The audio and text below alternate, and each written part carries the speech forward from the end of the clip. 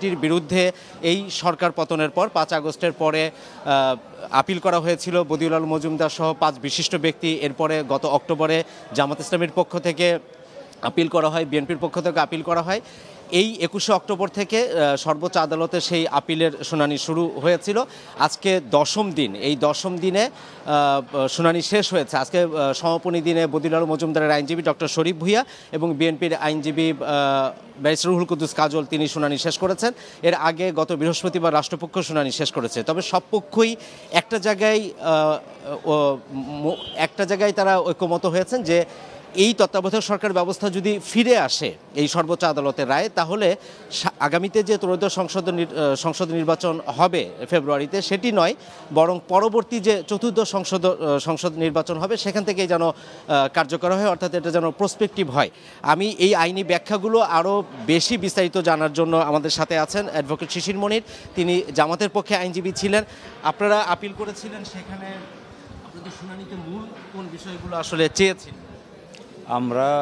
আমরা মূল চেয়েছিলাম যে বিষয়টি, যে তত্ত্বাবধায়ক সরকার ব্যবস্থাটা বাংলাদেশের গণতন্ত্রের জন্য একটা অপরিহার্য ব্যবস্থা। এটিকে সাংবিধানিক ভাষায় বলে basic structure of the constitution. তো এটিকে এইভাবে বিলুপ করা যায় না, চাইলেই এটিকে রিপিল করে দেওয়া যায় না। যেহেতু চাইলেই রিপিল করা দেওয়া যায় না, কিন্তু রিপিল করা হয়েছে, সেজন্য আমরা বলেছি যে এটিকে রেস্টোর করা প্রয়োজন। আরেকটা কথা আমরা বলেছি যে যদি আমাদের আপিল বিভাগ আগের এই রায়টিকে বাতিল ঘোষণা করেন তাহলে কি হবে? বাতিল ঘোষণা করলে তত্ত্বাবধায়ক সরকার ব্যবস্থাটি ফেরত আসবে। এখন ফেরত আসলে কি এখন কার্যকর হবে? উত্তর হলো না। কারণ ওখানে যে বিধান বলা আছে সেটা হলো সংসদ ভাঙ্গিয়ে যাইবার 15 দিনের মধ্যে একটি নির্দলীয় নিরপেক্ষ তত্ত্বাবধায়ক সরকার গঠিত হবে।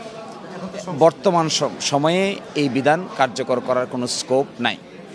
সেকেন্ড প্রশ্ন হলো, এখনকার গভর্নমেন্টটা হলো ইন্টারিম গভর্নমেন্ট, অন্তর্বর্তীকালীন সরকার। অন্তর্বর্তীকালীন সরকারের 3টে ম্যান্ডেট আছে, একটা নির্বাচন করা, একটা সংস্কার করা, আর একটা হলো বিচার করা। কিন্তু তত্ত্বাবধায়ক সরকারের এই ধরনের ম্যান্ডেট থাকে না। তত্ত্বাবধায়ক সরকারের ম্যান্ডেট হলো রুটিন ওয়ার্ক করবে আর ফ্রি ফেয়ার নির্বাচন অনুষ্ঠানের জন্য কর্ম পরিকল্পনা করবে এবং বাস্তবায়ন করবে। ফলে প্রশ্ন সেটা হচ্ছে, যদি এই সর্বোচ্চ আদালতের রায়ে ত্রয়োদশ সংশোধনীতে যেভাবে তত্ত্বাবধায়ক সরকার ব্যবস্থা, নির্বাচনের তত্ত্বাবধায়ক সরকার ব্যবস্থা সংযুক্ত হয়েছিল, যদি এবিএম খায়রুল হকের রায়টা বাতিল হয় তাহলে তো অটো রিস্টোর হচ্ছে।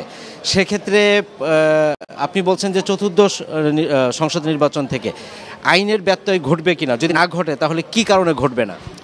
এখানে কোনো আইনের ব্যত্যয় ঘটবে না। আমাদের আপিল বিভাগ আমরা আশা করব এই জিনিসটা ক্লিয়ার করে দেবেন।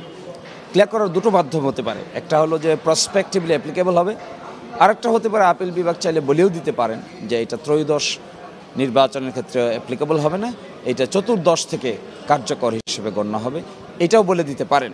আমি এক্সপেক্ট করব যেহেতু একটা বিতর্ক হওয়ার সম্ভাবনা দেখা দিতে পারে, অটো রেস্টোর হয়েছে কি হয় নাই, এখনই অ্যাপ্লিকেবল হবে কি হয় নাই, এতে বর্তমান সরকারের একটা বিব্রতকর অবস্থাও পড়তে পারে, রাজনীতিতে একটা অযথা উত্তেজনা তৈরি হতে পারে। আপনাদের মানে জামাত সহ অন্যান্য বিএনপি এবং অন্যান্য বদিউল আলম মজুমদার সবাই কিন্তু একটা জিনিস বলেছেন যে এই যে 106-এ যে ওপিনিয়ন নিয়ে এই সরকার চলছে এবং সরকার একটা সিস্টেমের মধ্যে দিয়ে চলছে, আগামী নির্বাচনের প্রস্তুতি নিচ্ছে, আপনারা কি আসলে এই সরকারকে বিব্রত যাতে না হয় বা এই সরকারের সিস্টেমে চলতে থাকুক, পরবর্তী নির্বাচনটা তত্ত্বাবধায়কে খুব সিস্টেমেটিক ওয়েতেই হোক, এইভাবে চাচ্ছেন কিনা? আমরা তো চাই যে এই সরকার তো আসলে একটা গণ অভ্যুত্থান পরবর্তী একটা অন্তর্বর্তীকালীন সরকার।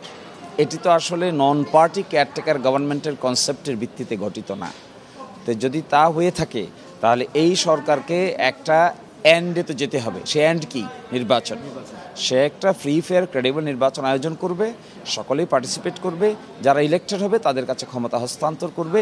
This is the clear cut road map. এই ক্ষেত্রে যেহেতু অতীতে আমাদের অভিজ্ঞতা খারাপ, বেশ কিছু বিষয়ে সংস্কার সাধন করছেনও তারা, এবং এই জন্য আমরা স্পেসিফিক্যালি মনে করি এই সরকার যে কর্মপরিকল্পনা করছেন ওইটাও ভবিষ্যৎ ডেমোক্রেসির জন্য একটা এফিশিয়েন্ট ভূমিকা পালন করবে। সেক্ষেত্রে কি আপিল বিভাগ শুধু ওই রায়টাই বাতিল করবে, নাকি আপনারা যেভাবে চেয়েছেন সেই ক্ষেত্রে কি সর্বোচ্চ আদালত আলাদা করে কোনো গাইডলাইন বা কোনো কিছু উল্লেখ করে দিবেন কিনা যে এইটা কার্যকর হবে এই তত্ত্বাবধায়ক সরকার ব্যবস্থা চতুর্দশ সংসদ থেকে? সব অপশনই আপিল বিভাগের কাছে আছে। এক হলো শুধু বাতিল করতে পারেন, আরেক হলো ছোট্ট করে বলে দিতে পারেন যে প্রসপেক্টিভলি ইফেক্টিভ হবে, আরেকটাও ওইটাও বলে দিতে পারেন যে চতুর্দশ সংসদ নির্বাচন থেকে কার্যকর হবে, সেটাও বলে দিতে পারেন। তো আমরা এক্সপেক্ট করব, যেহেতু আমরা পলিটিক্যাল স্পেয়ারে বিতর্কটা এড়িয়ে চলতে পারলে সকলের জন্যই ভালো, সেই ক্ষেত্রে একটা সুনির্দিষ্ট বলে দেওয়াটা খারাপ হবে না, অপেক্ষাকৃত ভালো হবে। এই কথা আমি বলেছিলাম, বলার পরে মাননীয় প্রধান বিচারপতি বলেছেন যে এটা আরেকটা মামলা আছে শুনানির জন্য, যেটা পঞ্চদশ সংশোধনীর মামলা, সেটাও শুনানির জন্য অপেক্ষমান। তো আশা করা যায় সব মিলে একটা কোহেসিভ সলিউশন হবে, আর বিতর্ক থাকবে না। ধন্যবাদ। কথা বলছিলাম অ্যাডভোকেট শিশির মনিরের সাথে, তিনি আইনি ব্যাখ্যাগুলো দিচ্ছিলেন। এখন 20 নভেম্বর আমাদের অপেক্ষা করতে হবে যে সেদিন যদি তত্ত্বাবধায়ক সরকার ব্যবস্থা ফিরে আসে এবং সেখানে সরকার সেখানে সর্বোচ্চ আদালত নতুন করে কোনো গাইডলাইন দেন কিনা, অর্থাৎ কোনো বিতর্ক এড়ানোর জন্য, এই যে আগামী যে নির্বাচন সেই নির্বাচনে নয় বরং চতুর্দশ সংসদ নির্বাচন থেকে এটি কার্যকর হবে। তবে এর মধ্যে পঞ্চদশ সংশোধনীর পুরোটা বাতিল চেয়ে নতুন করে আবার একটি আপিল করা হয়েছে। সেখানে তত্ত্বাবধায়ক সরকার ব্যবস্থার ফরমেশনটা কী হবে সেই বিষয়টিও সুরাহা হওয়া প্রয়োজন সর্বোচ্চ আদালত থেকে। বাবলি, তত্ত্বাবধায়ক সরকার ব্যবস্থা সংক্রান্ত সংবাদে এই ছিল আমার কাছে সবশেষ।